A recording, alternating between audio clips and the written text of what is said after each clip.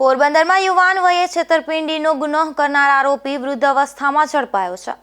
અમદાવાદથી આ શખ્સને ઝડપી લઈ કીર્તિમંદિર પોલીસ તપાસ ચલાવી રહી છે.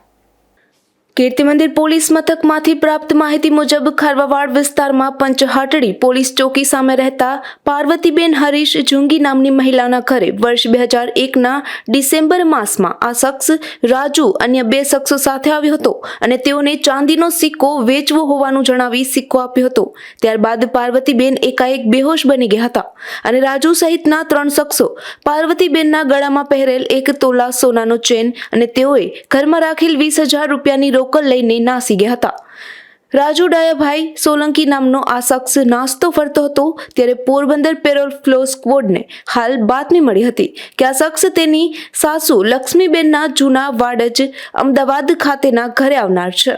જેના આધારે અમદાવાદ જઈ આ રાજુ ડાયાભાઈ સોલંકીને ઝડપી લઈ અને વધુ તપાસ માટે કીર્તિમંદિર પોલીસ મથકને સોંપી આપવામાં આવ્યો છે. નિપુલ પોપટ સાથે અશોક થાનકી, ગુજરાત ન્યૂઝ, પોરબંદર.